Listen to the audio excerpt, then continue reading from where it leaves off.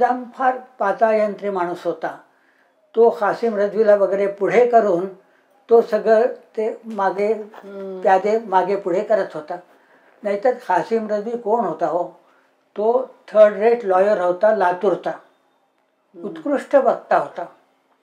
आणि त्याचं इतकं महत्त्व वाढलं याचं कारण ते निजामाचा आतून सपोर्ट होता की वेळ पडलं तर त्याच्याकडून कामं करून घ्यायचे.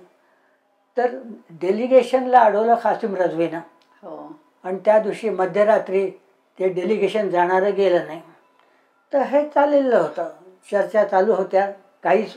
आणि इकडे हैदराबादमध्ये ची परिस्थिती काय होती?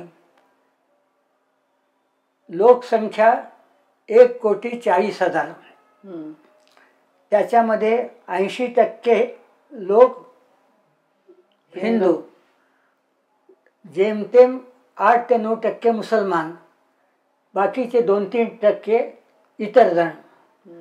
आणि शासनामध्ये 88% प्रतिनिधित्व मुसलमानांना आणि 88% लोकसंख्या असलेल्या हिंदूंना फक्त 8 ते 10 प्रतिनिधित्व. इतका अन्याय. आणि लहान सहान गोष्टीमध्ये अडचणी यायच्या. अगदी गणपती बसवायचा म्हणजे सुद्धा अडचण. आणि प्रत्येक गोष्टी तसा त्रास त्या काळात व्हायचा. हिंदूंना काही महत्त्वच नव्हतं. त्या काळात खरं महत्त्वाचं काम जर कोणी केलं असं मला विचाराल तर त्या आर्य समाजच्या लोकांनी केलं. आर्य समाजच्या लोकांनी खूप विरोध केला होता. अगदी धूलपेठ भागात तर मुसलमानांची हिंमत होत नसे तिकडे जायची. आणि स्टेट काँग्रेस स्थापन झाली 1938 ती स्थापन झाल्याबरोबर निजामाने त्याच्यावर बंदी घातली. म्हणून स्टेट काँग्रेसलाही काही अस्तित्व राहिलेलं नव्हतं. आणि तिथे 1938 इथे फार मोठा सत्याग्रह हैदराबादमध्ये झाला, हिंदूंतर्फे झाला. तर गुरुंकर असं म्हणायचे, हा मुळात प्रश्न हिंदू मुसलमानांचा आहे, हा लोकशाहीचा प्रश्न नाही. पण ती भारतीय नेत्यांची अडचण काय होती की ते चित्र लोकांसमोर ठेवायचं नव्हतं. हिंदू कशाला भांडतायत? कारण आम्ही बहुसंख्या असून सुद्धा आमच्यावर अन्याय होतं. आम्ही हिंदू आहोत ते ती भाषा वापरायची नाही. तो एक भाग होता नीतीचा. तर थोडक्यात म्हणजे हे चालू होतं. रजाकारांचं थैमान चालू होतं. खेडोपाडी तर अत्यंत अन्याय त्यांनी केला. स्त्रियांवर बलात्कार केले. लोकांच्या, माझ्या नातेवाईकांचे कित्येकांचे वाडे पाडण्यात आले, अमुक तमुक. आणि निजामाचा डाव असा की एकतर हिंदूंनी बाहेर पळून जावं हैदराबाद संस्थानाच्या, किंवा जे गोरगरीब आहेत त्यांना कन्वर्ट करायचं आणि मुसलमान करायचं. हा सगळा तो डाव होता. आणि सामील व्हायचं आणि सामील झालं भारतात तर ते मुसलमानांचे परवडणं शक्यच नव्हतं. त्यांना इतके फायदे होते. हे ते चित्र होतं. आणि हे सतत सुरू झालं 15 ऑगस्ट 1947 पासून. ज्या दिवशी मी एका छोट्या जागी उल्लेख केलेला आहे. माझे वडील बंधू तेव्हा सोलापूरहून हैदराबादला आले 14 आणि 15च्या मध्यरात्री. आणि त्या सबंध गाडीला रोषणाई करण्यात आली होती. आणि शिटी वाजली बरोबर 12 वाजता. जी 5 मिनिटं शिटी वाजत राहिली की भारत स्वतंत्र झाला. आणि जे हिंदू लोक होते गाडीमध्ये ते अगदी आनंदित झाले की हा क्षण आपल्या देशाच्या दृष्टीनं अत्यंत महत्त्वाचा आहे. आणि नंतर पुढे गुलबर्गा वगैरे आल्यानंतर निजामी हद्द सुरू झाली आणि तिथे चित्र अगदी वेगळं होतं. म्हणून 15 ऑगस्ट 1947 रोजी मी सगळीकडे निजामाचे झेंडे पाहिले. धडपड चालू होती. कुठेतरी मला तिरंगा दिसेल. तिरंगा एकही दिसत नव्हता. मोटरसायकलवर पिवळा झेंडा, मोटारीवर निजामाचा पिवळा झेंडा, प्रत्येक बिल्डिंगवर पिवळा झेंडा. आणि त्यांचं स्लोगन होतं शाह उस्मान जिंदाबाद. हे कळायसारखं आहे. आझाद हैदराबाद पाइंदाबाद, म्हणजे इटर्नली हैदराबाद स्वतंत्र राहणार आणि आमचा शाह उस्मान हा जिंदाबाद, आमचा राजा. हे जागोजाग तो नारा लागला. नामपल्ली स्टेशनवर पोलीस ॲक्शन नंतरसुद्धा ते उर्दूमध्ये लिहिलेलं होतं. लोकांच्या लक्षात आलं नव्हतं. शाह उस्मान जिंदाबाद, आझाद हैदराबाद पायंदाबाद. तर हे हे सगळं होत होतं.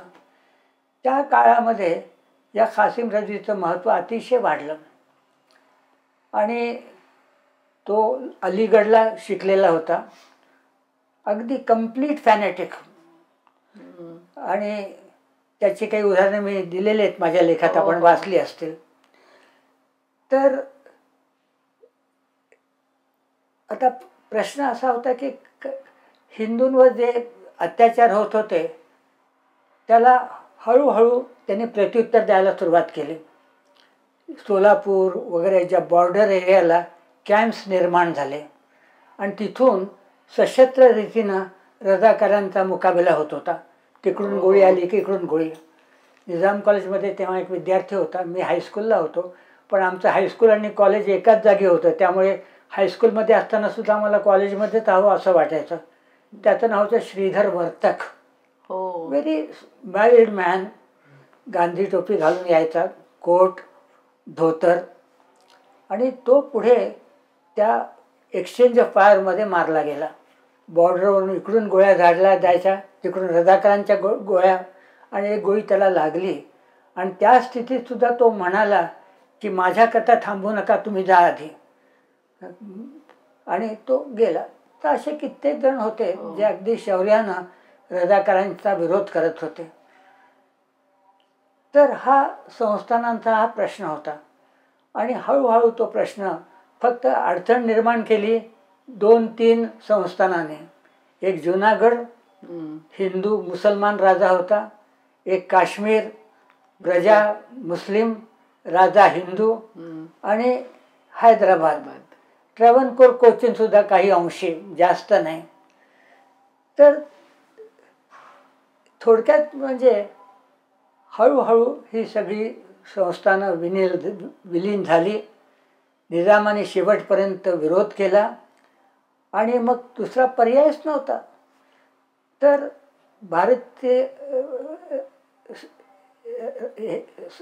जे सेंट्रल गव्हर्नमेंट होती त्यांनी असं सांगितलं, आता काहीतरी कारण पाहिजे ना पोलीस ॲक्शनला. आपल्याला आश्चर्य वाटेल की पोलीस ॲक्शन हे एका दिवसात झालेलं नाही. 1 जानेवारी 1948 त्या दिवशी कॅबिनेटची मीटिंग झाली सेंट्रल गव्हर्नमेंटच्या, आणि तिथे निर्णय घेण्यात आला की आता पोलीस ॲक्शनला पर्याय नाही. आता पोलीस ॲक्शन पर्याय ह्याने काय केलं, मध्यवर्ती सरकारने असे सौम्य शब्द वापरले. पोलीसला आम्ही पाठवून तो ताब्यात घेतोय भाग. त्यांना मिलिटरी ॲक्शन वगैरे वापरले नाहीत, पण ते खरी पूर्ण तयारी करून भारतीय सेना आली होती. विमानं होती, टँक्स होते, पॅराशूट्स होते, सगळी तयारी करून अगदी वाघाची तयारी करून आली होती की लवकरात लवकर संपायचं. कारण ते चिघळत गेलं तर मग ते युनायटेड नेशन्समध्ये जातं, मुस्लिम कंट्रीज आहेत वगैरे. आणि म्हणून त्याला सौम्य नाव देण्यात आलं पोलीस ॲक्शन. की काही नाही, 4 पोलीस पाठवले आणि गडबड चालली होती, हिंदूंवर अन्याय होता, आम्ही संपवला. ही भूमिका सेंट्रल गव्हर्नमेंटची होती. आणि मग पोलीस ॲक्शन सुरू झालं 13 तारखेला, 13 सप्टेंबर. त्याच्या आधी एक अडचण होती. लॉर्ड माउंटबॅटनला च्या मागे ब्रिटिश होते, विन्स्टन चर्चिल वगैरे. They were not interested in Hyderabad acceding to India. निजामाने त्यांची वर्षानुवर्ष मदत केली होती. तर चर्चिलची अशी इच्छा होती की निजामचं संस्थान टिकून राहावं.